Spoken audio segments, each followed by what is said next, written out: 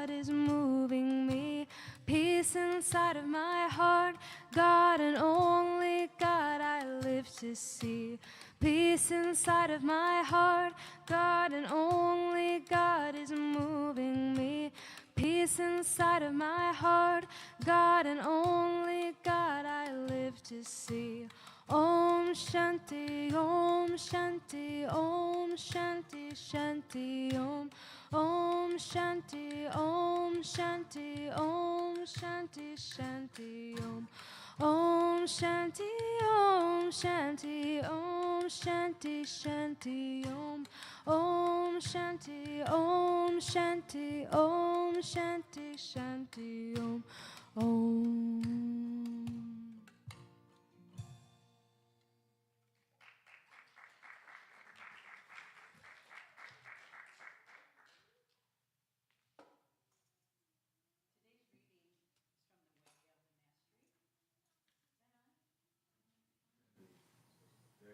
Okay.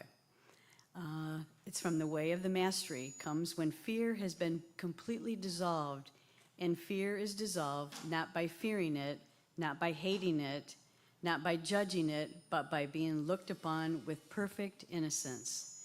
Embraced in the same way that as a scientist would watch the ripple of a little pebble that's been dropped into a pool of water to see how they've created other ripples and other temporary disturbances in the field or on the surface of the water. As you look within and notice the things you've become afraid of and how fear has constricted your creativity, your joy, your faithfulness, and your unlimitedness, you merely look with innocence and wonder and say, "Oh, I see how that ripple has affected the creation that I call my life. Do I like it? Not anymore. Good. I think I'll get rid of that. What can I replace it with?" Mastery is a state in which you have embraced yourself as a ceaseless creator and assume complete responsibility for everything which comes into the field of your awareness without judging it, so that you can simply decide whether it's going to stay or be dissolved in its effects. Mastery is fearlessness, no longer fearing the infinite creative power of your perfect union with God. I am my Father, and I am my Father are one is the expression of mastery. And now Mark will lead us in meditation.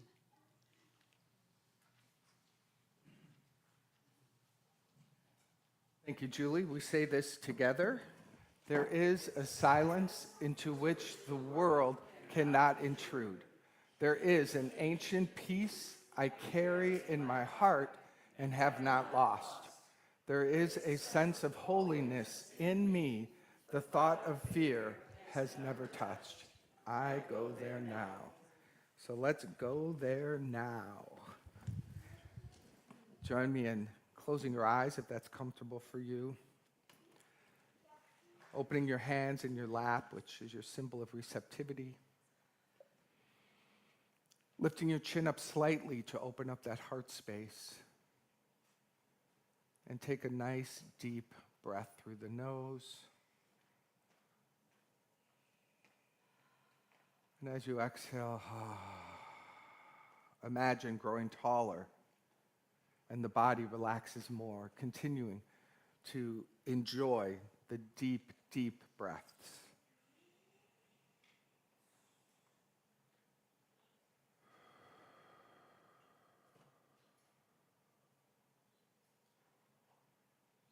Peace, peace inside my mind.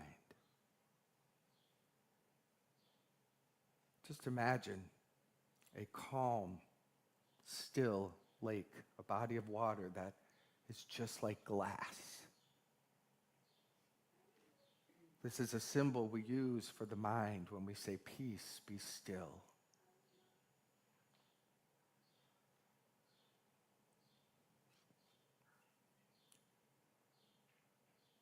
Breathe into your heart space and shine your attention upon the emotional body.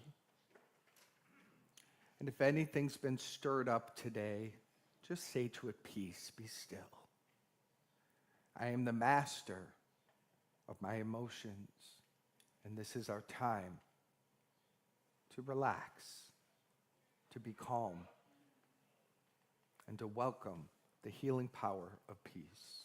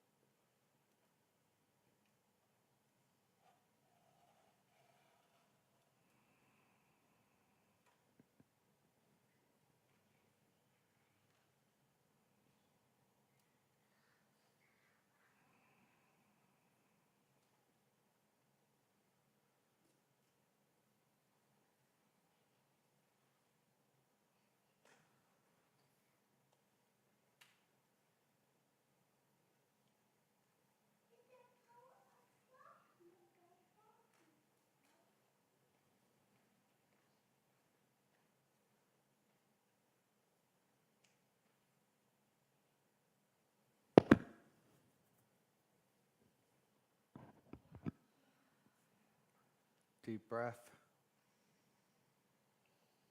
Relax even more. Let go. Let go.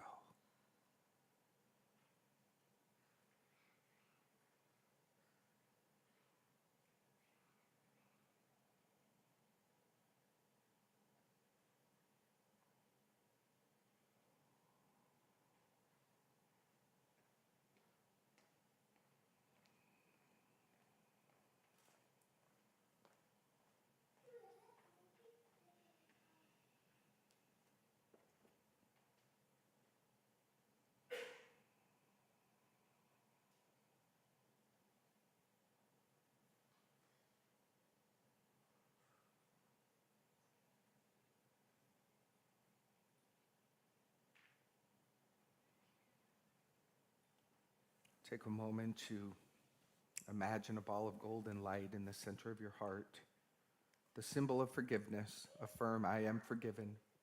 Let that golden light wash over the week gone by. Just letting go, letting the Holy Spirit take everything that transpired and use it for love. It's not your job to do, it's your job to let it be forgiven and to free yourself from worrying, obsessing, plotting, or planning.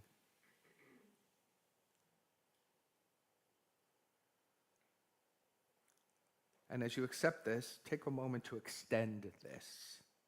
Imagine this golden light streaming into your world.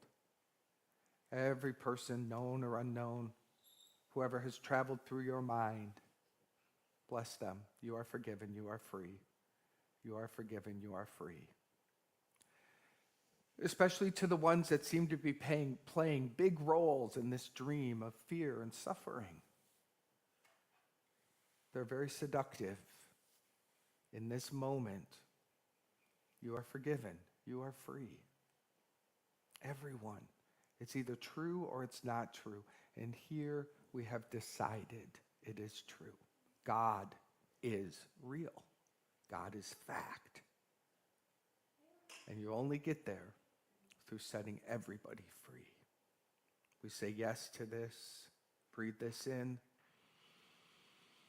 Let this give you a happy heart, because this work you do creates space for more love in your life. That is your blessing. We accept this. As we begin bringing this meditation to a close, take your time, opening your eyes. Enjoy the deeper breath. Enjoy being as we welcome some more music.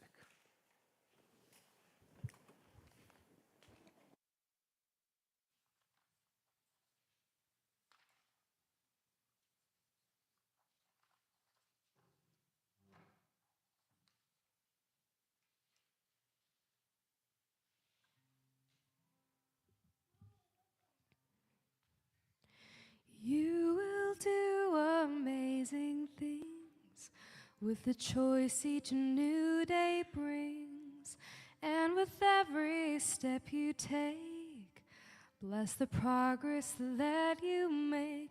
The reason you is there in every gift you give. Love your life, love your dreams. You will do amazing things. Amazing, amazing. You will do amazing things. Amazing, amazing. You will do amazing things. Oh, the places you will go and the people you will know. Don't know when or where or how. You don't need to know that now. You're on the right track. No need to look ahead or back. Just enjoy what this day brings. You will do amazing things. Amazing, amazing. You will do amazing things. Amazing, amazing. You will do amazing things. You don't have to work it out. Just stay in the here and now. Let your mind rest for a little while. Sometimes deepest answers come when you're out there having fun. So close your eyes and take a breath and smile. Amazing, amazing. You will do amazing things. Amazing, amazing. You will do amazing things.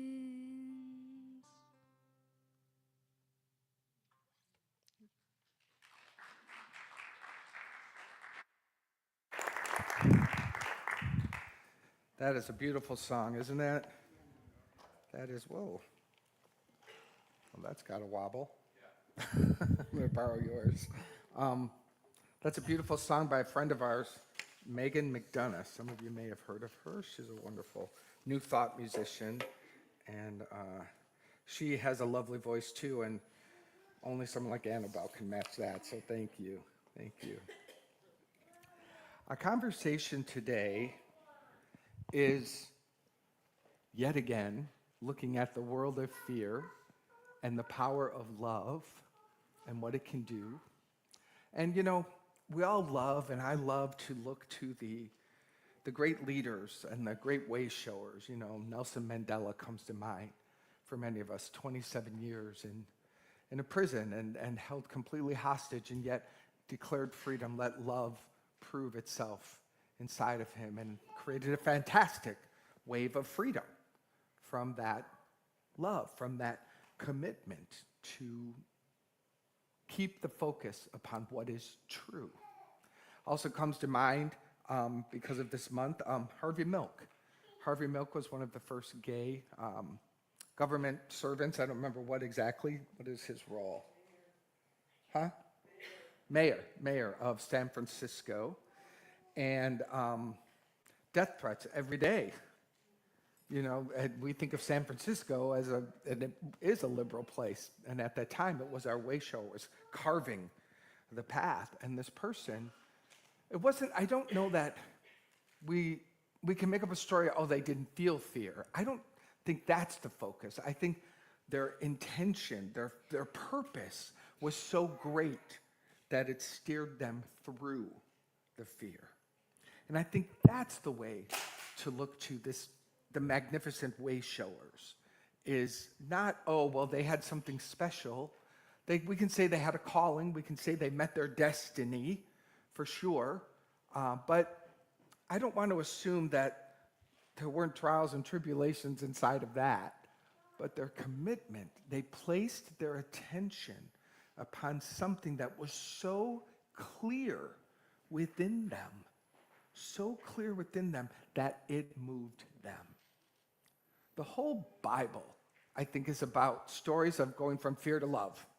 Fear to love. You know, when you look at Moses and the burning bush, Moses and the burning bush. I reference it a lot, but he's out there being a shepherd, and God shows up and says, hey, go do this fantastic, go talk to Pharaoh and set my people free. He's like, no. No, I'm not the guy. That is not me. And that's often our response. No, this can't be mine. This isn't mine.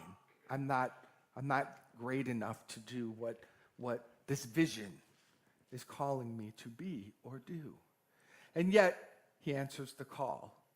And there's stories like David and Goliath. There's many. And then the entire New Testament, Jesus' entire life was really about looking fear in the face, seeing right through it, to the love, to the wholeness, to the God.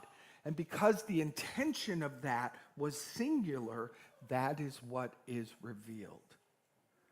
Now, enough of those fantastical stories. Where are we today? How can we take that inspiration and breathe it in and let it lead us to just the simple things of where is this thing called fear holding me back? And an even different way to look at it, not a better way, but a different way to look at it would be, if this fear didn't hold me back, what might I say? What might I do? What might I give my attention to? The reality is, and we know this, that fear just has quite a hypnotic trance to it. But in my mind, it looks like a bunch of people, like in a carnival ride, just riding those like bumper cars in a circle. And we're just circling, and we're circling. And all of the spiritual teaching says you need to get out of the bumper car, step out of that area, and step over here into the truth where love really resides.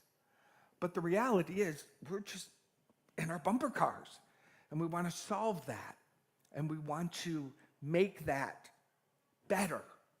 We want to improve this circling thing. And we want to try and bring God into this. And this is the challenge of the mind. If we're staring at that, we don't get that. It's just what's true. It's how it works. And so we toggle. And we see the people, as I've mentioned in the beginning, who were in the bumper cars going like this, but something else got a hold of them to where they were able to make a powerful impact. So there are those few that will not need to step off the ride and go commune with the sacred. But that's what Jesus did. Jesus did it to such a full expression that he looked upon the world. And it never says this in the Bible, but I like it. I think he laughed. I think he just laughed at the insanity. And this is when you know you're breaking free. The Course in Miracles says very, very clearly that the only problem we have is that we forgot to laugh at the illusion of being separate from God. Now, to laugh at it sounds like, what? What are you talking about? This is serious.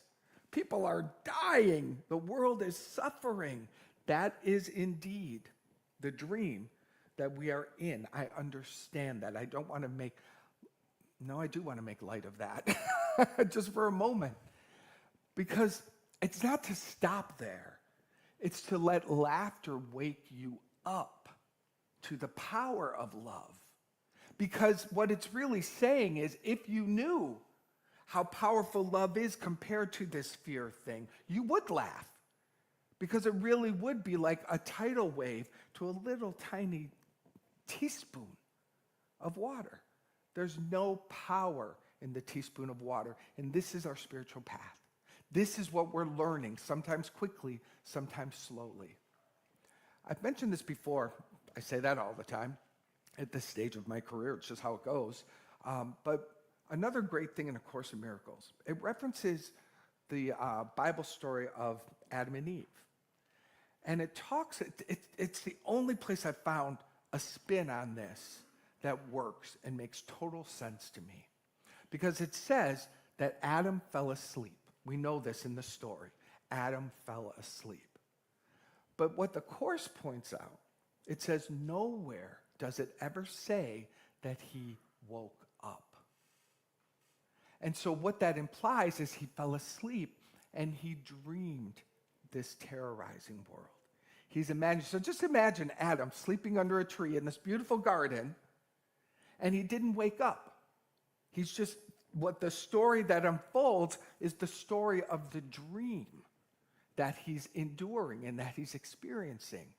And the Course goes on to say, never has there yet to be a collective awakening, a collective wave of an acknowledgement of love that wakes us up.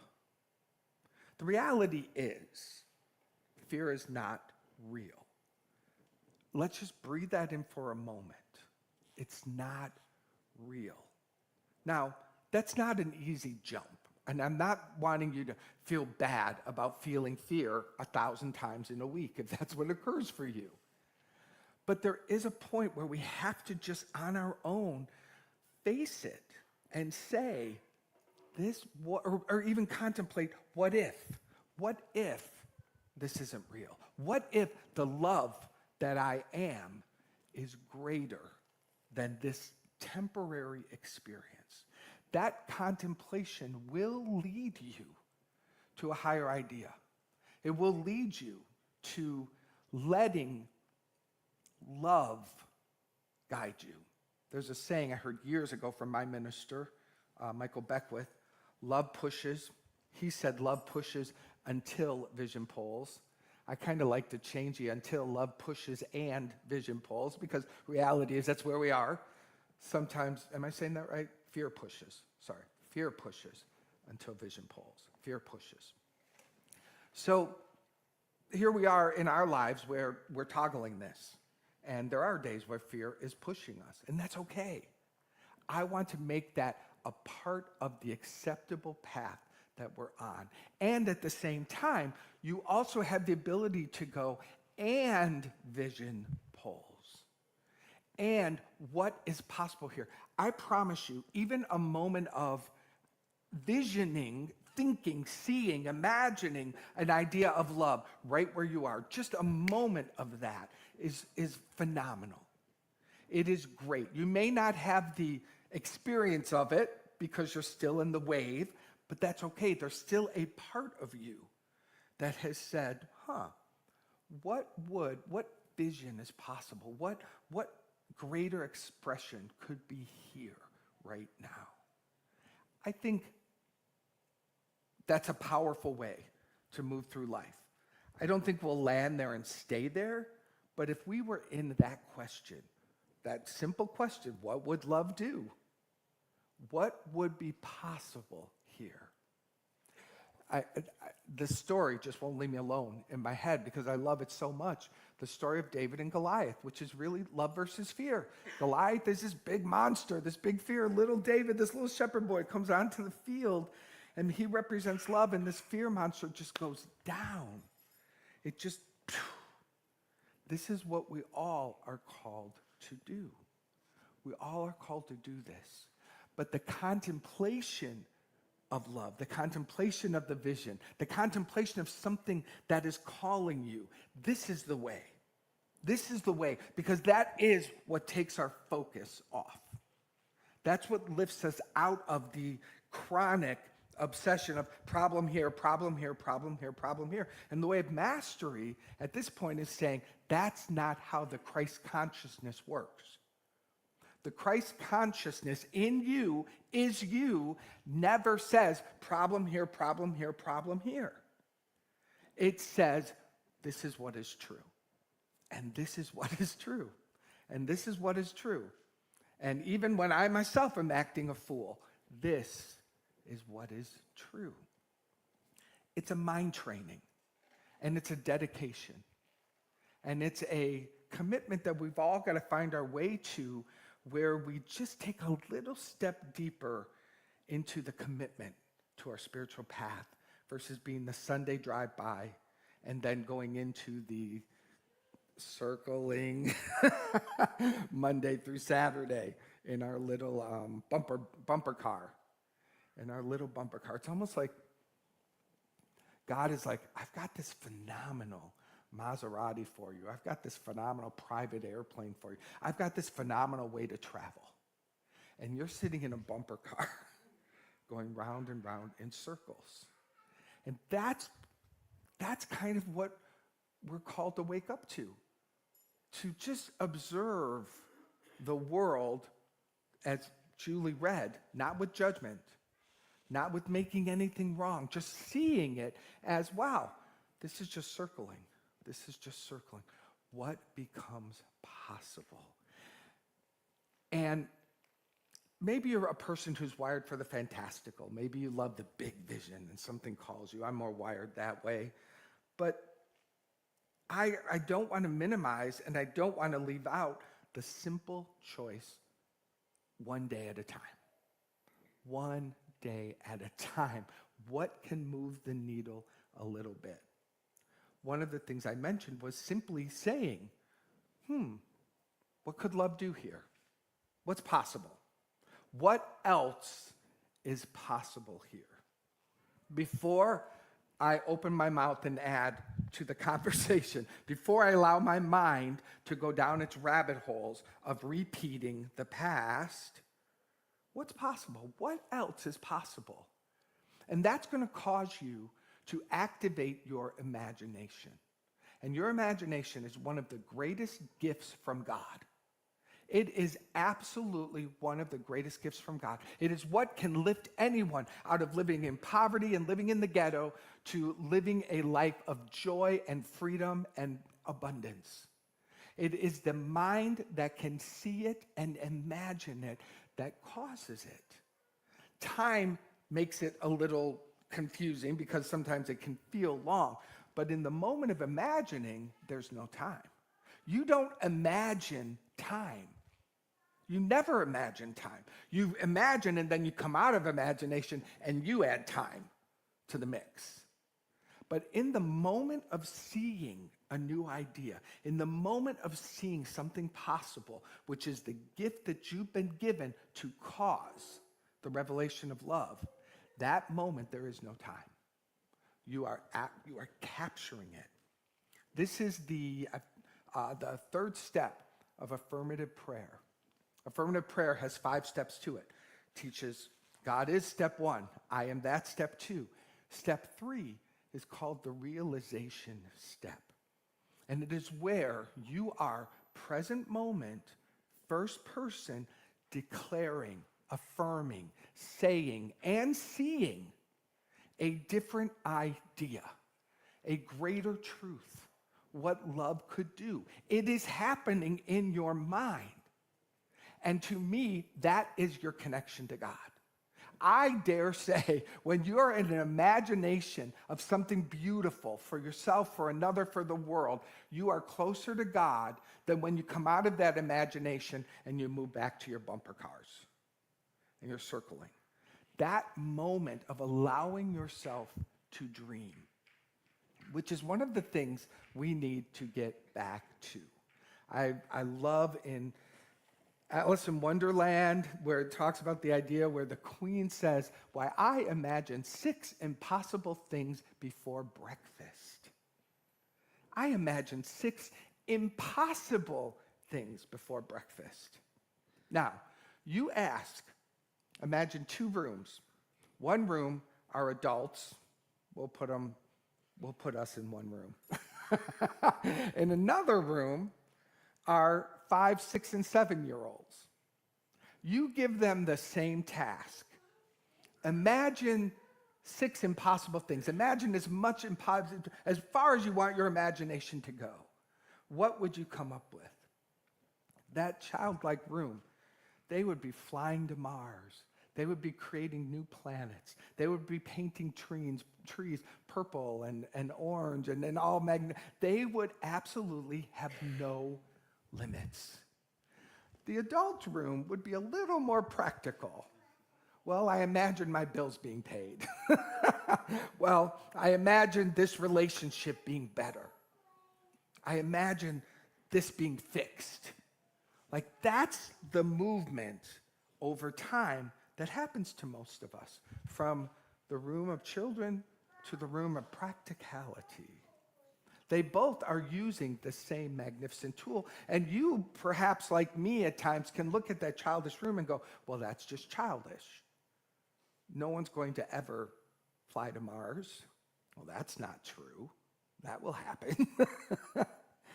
It's not about the results of it. It's about the activation of the power of it, activating the muscle, making it strong, because using your imagination way beyond your practical is going to cause a miracle in the practical. But if you're meeting the problem at the level of the problem, there's not a lot of creativity there. And sure, if it needs a screw and you have a screwdriver and a screw, that's solvable. But I'm talking about something more, about your spirit, about your soul, about even just feeling the joy of being. To move out of getting by. This is, I'm taking a little, I've seen so many people enter the spiritual path with great joy. It's fun. Oh my gosh, this is good. This is great. These people are happy. I've had more people come into my center in Chicago and go, you people are too happy. Like that was too much for them. Like, let's dumb this down. This can't be real. Bumper cars in circles, bumper cars in circles. The bumper cars and circles is not the reality of God, and it's not the reality of you. You're magical. You're phenomenal. You have the ability to do everything that every great being ever did and does. You must enjoy the game of imagining. This is what will break you out of your prison cell. Nelson Mandela,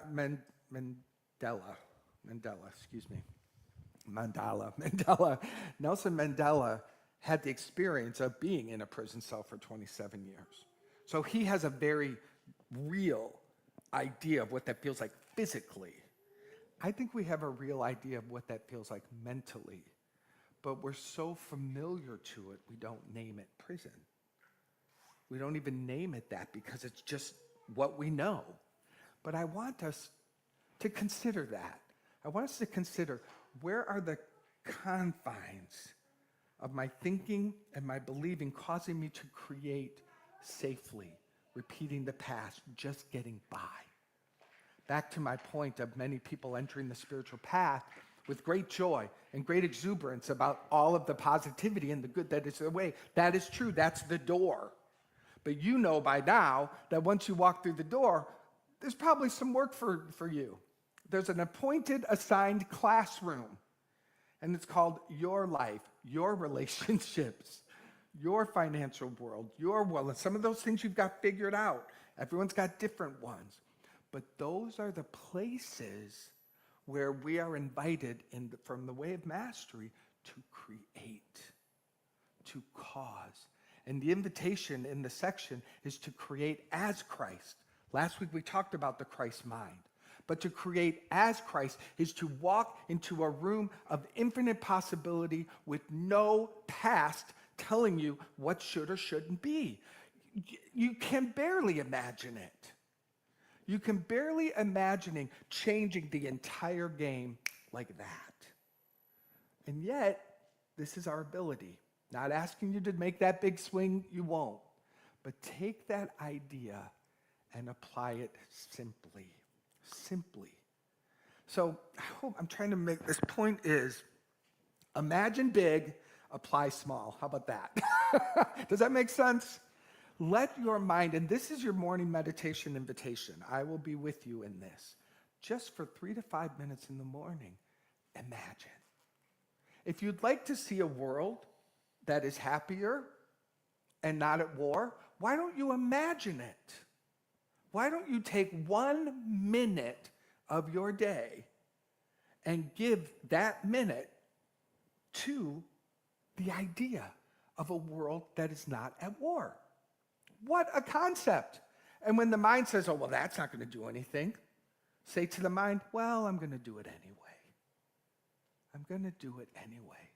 Because everyone else who's saying they don't want it is putting a lot of energy into it, right? And we too can find ourselves there. We can find ourselves talking about what we don't want, forgetting that what you don't want to happen, you can change. And that is one of the most powerful points of the section of the book that we're looking at this week, the second half of chapter 8. You can literally, and we're going as high to your capabilities, which are yours eternally, you can look at something and go, yeah, I don't want that. Swipe. What else do I want? What might I create here? What else? What else do I want? It happens in your mind. It happens in your imagination. You have that much power. You have that power to the point where you can look at a world of war and you can just swipe right. What's the way to say no? Is it swipe right or swipe left? Does anybody know? I don't know. You get my point? Like, let's say swipe right is no. So we swipe right. I don't want that. I don't want that. Then don't let your eyes seduce you, your physical eyes. Let your imagination lead you. You now have a vision. You have been planted a vision by God by simply looking at what don't I want today. There's your opportunity. But we walk past 100 of those a day. I don't want that. I don't want that. Oh, that's horrible. I don't want that. I don't want that. I don't want that. That's not going to make for a good ending of a day. I don't want that. It's not bad. I don't want that. What do I want? What do I want? I promise you, this is the way out of prison. This is the way out of the bumper cars, circling and circling and circling. And again, when the mind says that's crazy, say to the mind, well, then I'm halfway there. You will bump up against the structures of the mind that say this is wrong. You will bump up against all the reasons why this will never be true. Welcome. Welcome to the work, the joyous work. Because remember, what am I asking you to do? I'm not asking you to lift it. I'm not asking you to move the fear out of the way like boulders. I'm asking you to simply imagine, to say, swipe right. What else? What could be possible? Let's do that together. Close your eyes. See one thing in your world or in the world, in your mind's eye, that you don't want. It's clear. It's easy. That's basic. What is one thing that appears in your mind that you don't want? And as it appears, imagine reaching in and just swipe it. Swipe it out of the way and it can just move it. And now there's a blank space. And fill this. What do you imagine? What do you imagine? For just 30 seconds, see it.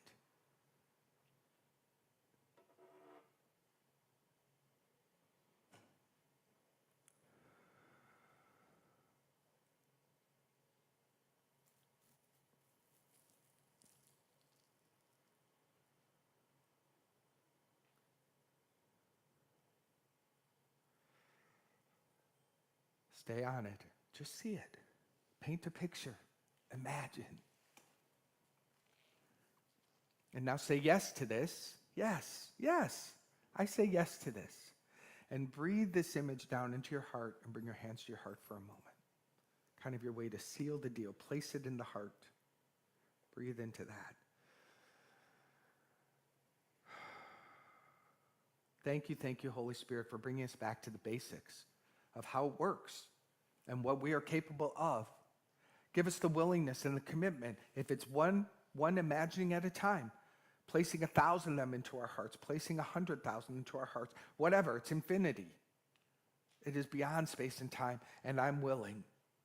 I'm willing to do the creative work of using the world of suffering not as the place to stay, but as a place to say no, swipe right, and just for a moment see something new, possible, loving, magnificent, healed.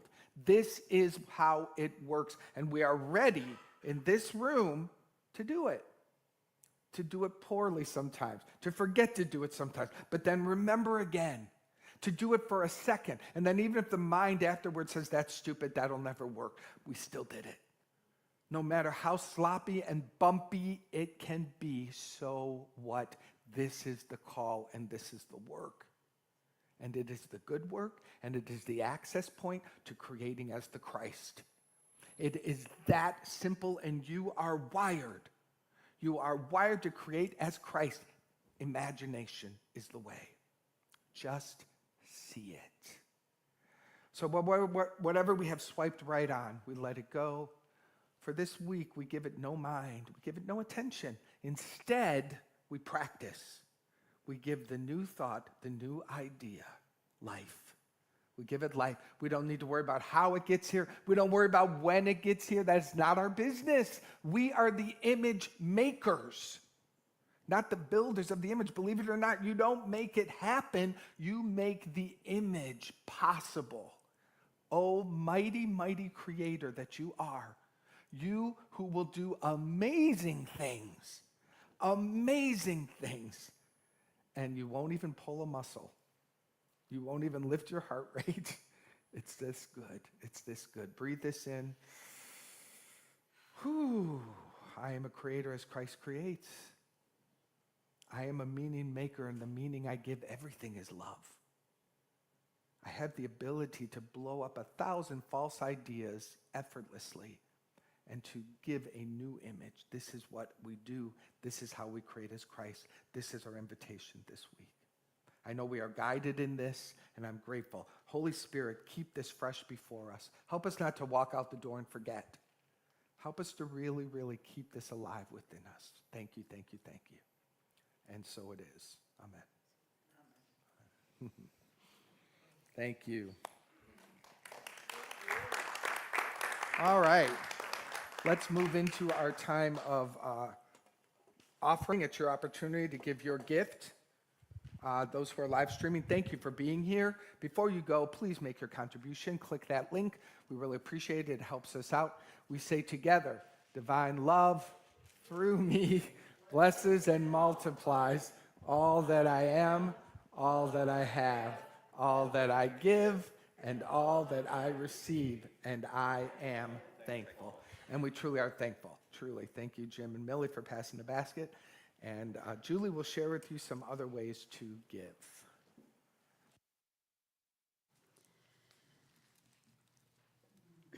We have an option to give through Venmo. You can simply scan the QR code or use our name, Unity-Lakeshore. We also have an option to give through text. Send the word give to 616-236-5205. If it's your first time giving this way, you'll receive a link with instructions. If you've given before through text, then you can simply text a dollar amount to this number. You can also give online through our website at unityonthelakeshore.org/donations. For those watching online, the link is in the chat. You can also mail a check to Unity on the Lakeshore, P.O. Box 848, Douglas, Michigan, 49406. And we'll now have another song.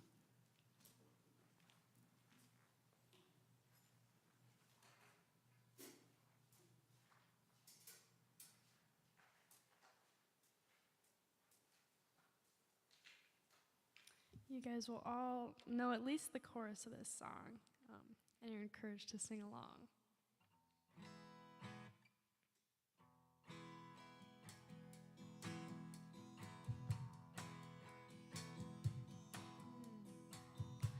Nobody can tell ya there's only one song worth singing.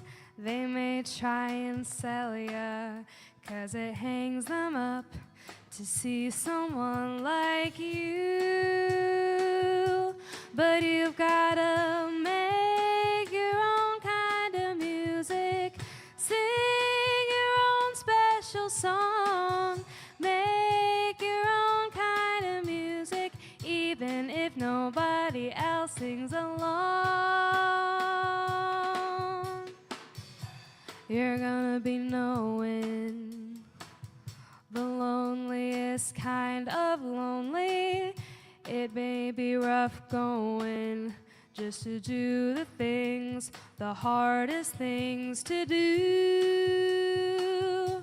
But you've gotta make your own kind of music, sing your own special song, make your own kind of music, even if nobody else sings along.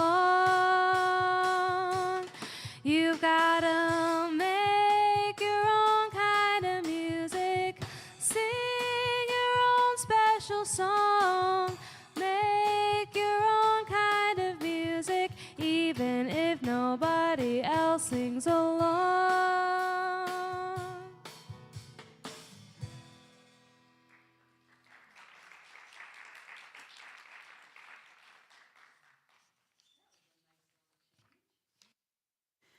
If you're in need of support, there are a few ways to receive that. First, you can email us at unitylakeshore@gmail.com. You can also phone the office at 269-354-7700.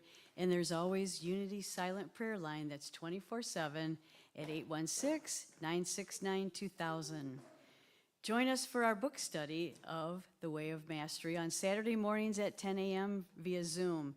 You can find the link on our website and Facebook page. If you haven't liked our Facebook page, please do so. That way you can learn about all the things happening here at Unity. You can find us at facebook.com/Unity Lakeshore.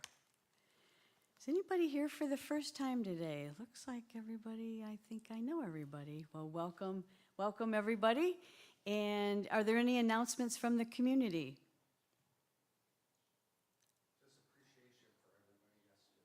Yes, for our Pride event, yeah. And shout out to Sharon for bringing so many things for us and all those that did the booth.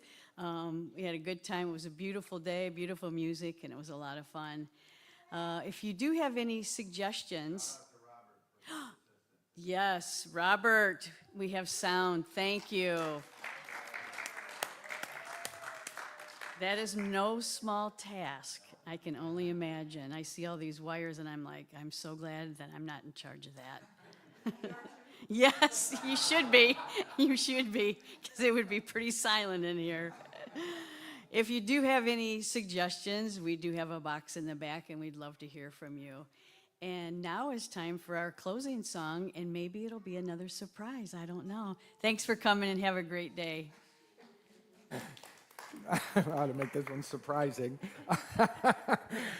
This is Let There Be Peace on Earth. Surprise! But we'll have something fun for next week. We'll think of something creative and colorful for our wonderful month of Pride. But for today, let us truly, as you're singing it, see it. See it. That is the best gift we can give.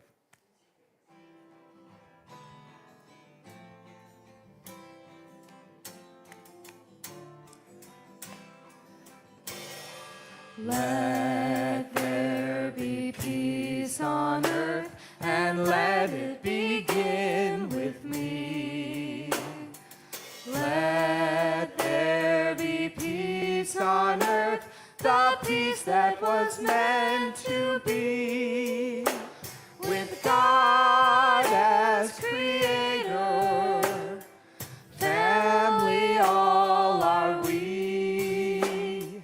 Let us walk with each other in perfect harmony. Let peace begin with me. Let this be the moment now. With every step I take, let this be my joyous vow. To take